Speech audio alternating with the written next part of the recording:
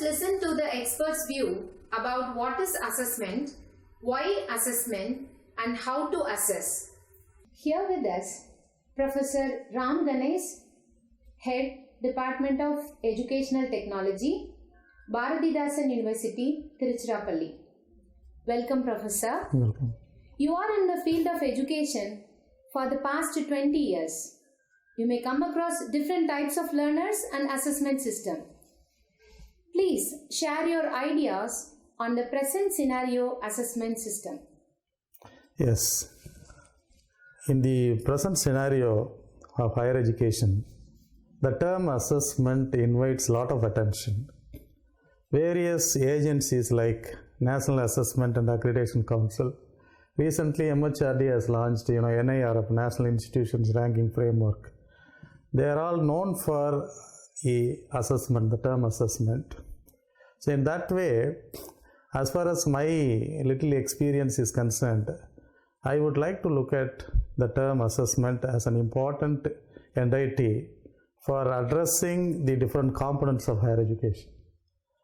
As far as the particular term is concerned, although it draws a lot of attention among the academics and industrialists, even all the common people and institutionalized people, assessment means the value of the judgment of a people based on their performance.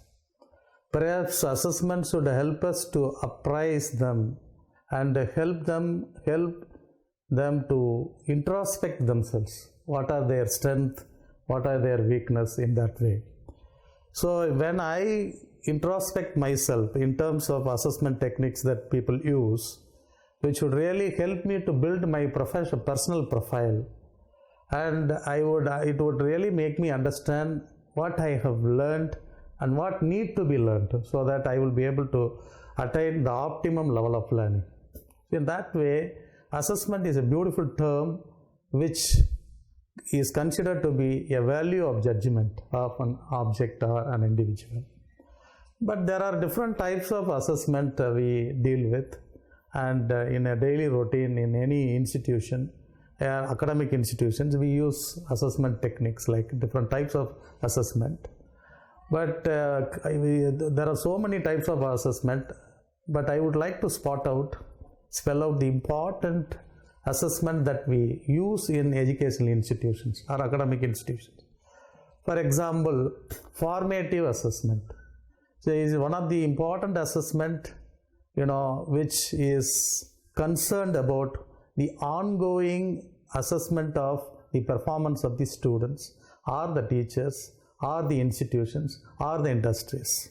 So in that way, now you see, when you assess them during their performance, now the teacher, suppose if you assess the students, during the performance, the teacher will have a beautiful platform or create a beautiful platform for offering feedback for the students.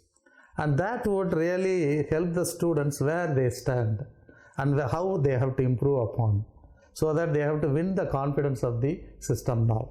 And they must be able to win the confidence of the examinations here. So in that way, formative assessment is considered to be an important assessment.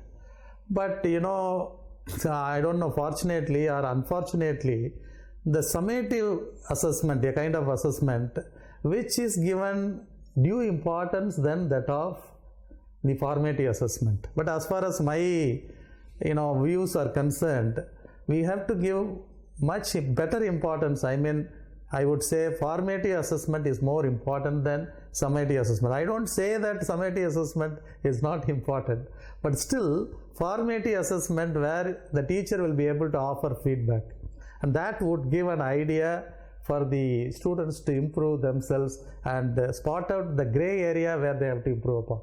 Perhaps the teacher would be able to identify the learning difficulties of the students by offering their feedback, and that would give a beautiful platform for the teacher to devise new strategies, to address the learning difficulties of the students.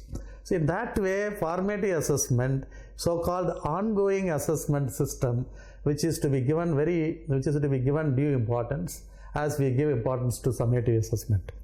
But in the summative assessment is also very important, because as a whole, when entire course is over, sometime for example we consider the semester examination as a summative assessment, which is very important, because what extent the students are able to perform up to the expectations, whether they have really achieved the course outcomes, the objectives that we have designed, which is also very important, and whether he is fit to pass on to the next courses. See, in that way, summative assessment is very important, but for formative assessment, sometime when you assess a summative, when you have your summative assessment, so I don't think so it will be able to bring forth good meaning in it. So in that way, both are complement to each other. Say, I am not supporting, but still both are complement to each other.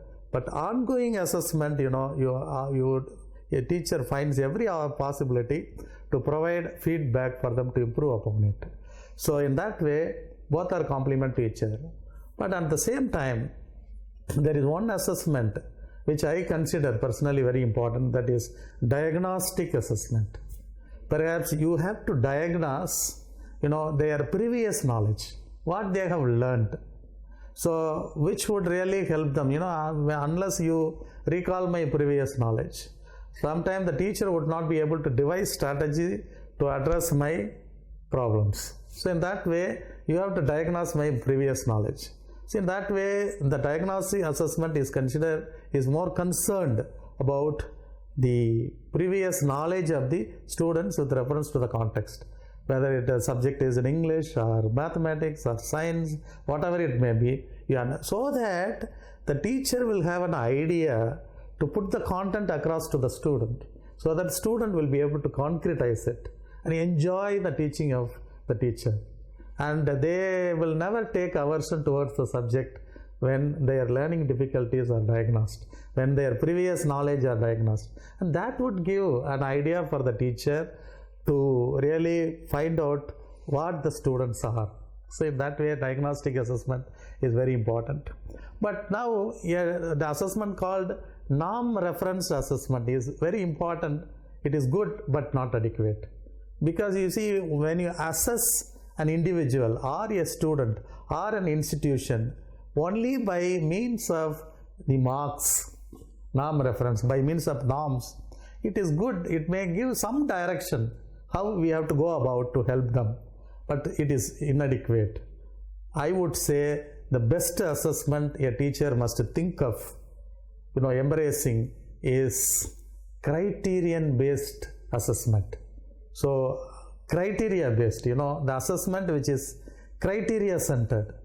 So that is missing right now in higher education.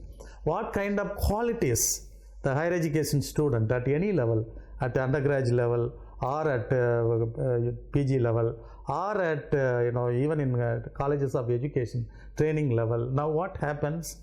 The criteria which is more important, what extent, because you see the assessment means which has to assess the high impact knowledge, skills, proficiencies and attitude or the social commitment. So in that way, the skill and attitude, you need to establish some criteria. So if you want to become a teacher, for example, you have got to do your B.Ed. So when you do your B.Ed, now the criteria is the competence in teaching. So whether you have in-depth in knowledge, whether you have ICT skills, whether you have attitude towards your subject, whether you have good characteristics to devise the strategies to put the content across to the students. So these things are very important now.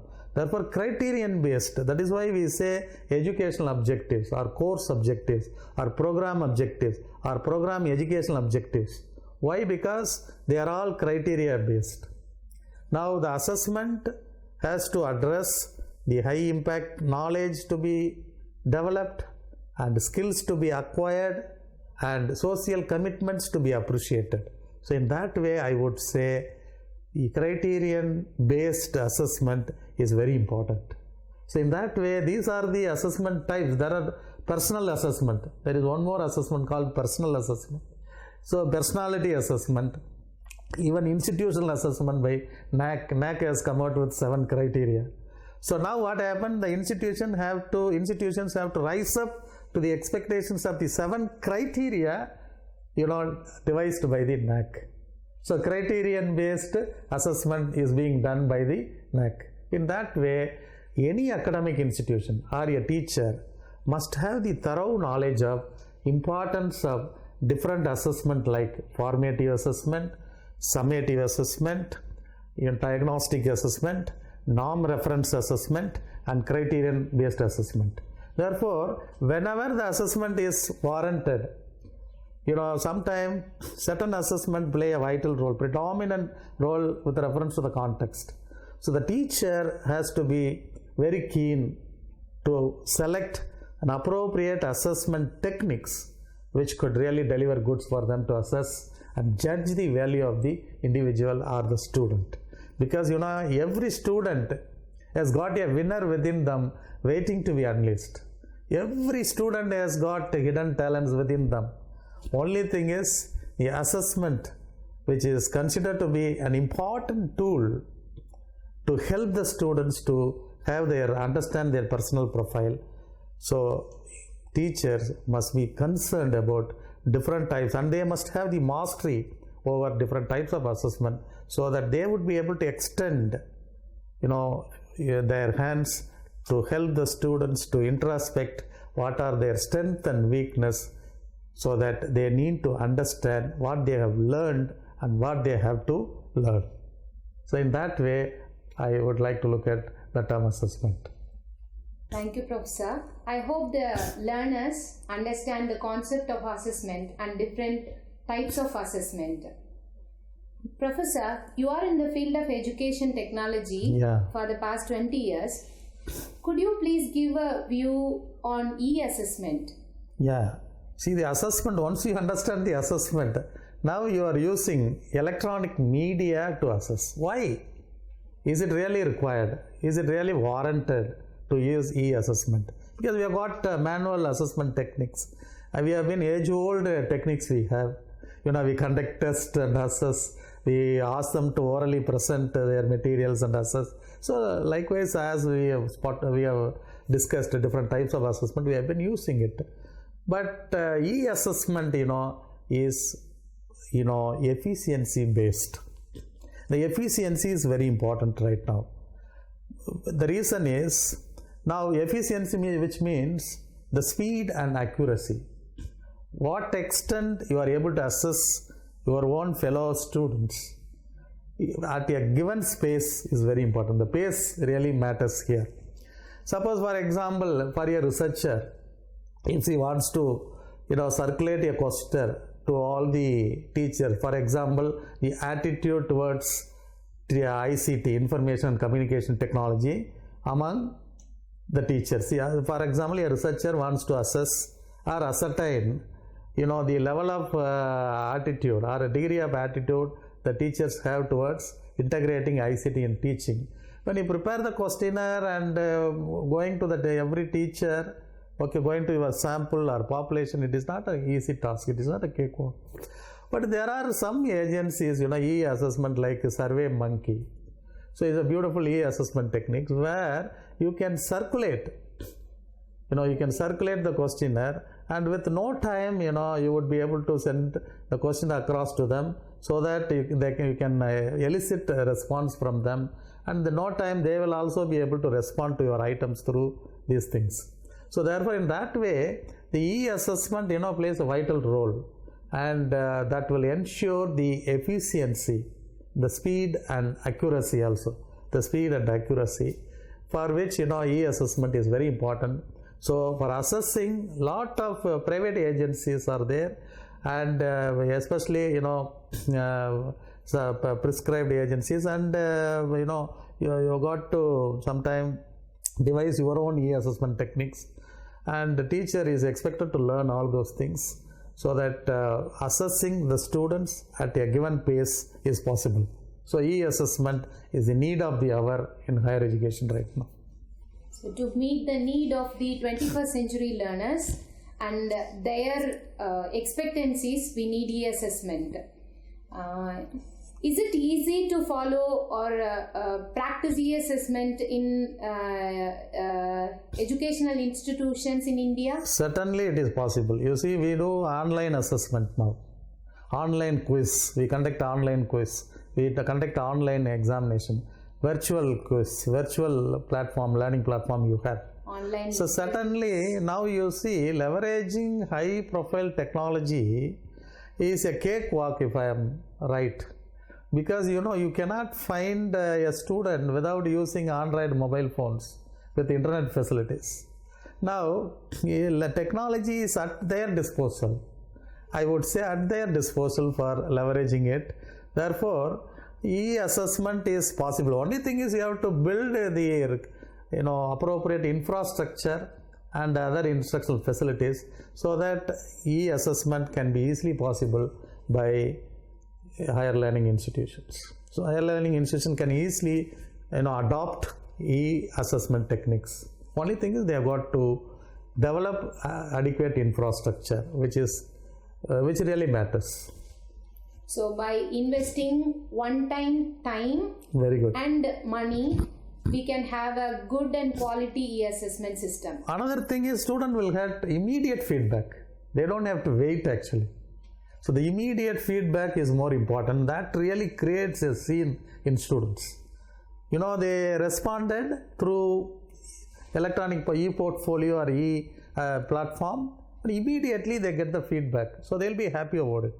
So I responded to it and immediately. But it doesn't happen in the manual assessment techniques. Sometimes they write the tests, they have to wait for a couple of weeks to understand their performance. But in e-assessment, immediate feedback is possible through e-assessment. So definitely student will be happy about e-assessment techniques.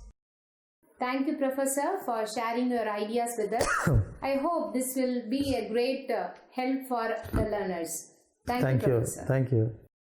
I hope you all learned what is assessment, what are the different types of assessment, what is e-assessment, different definitions of e-assessment, importance and need of e-assessment, and challenges of e-assessment. I hope you enjoyed learning. Thank you.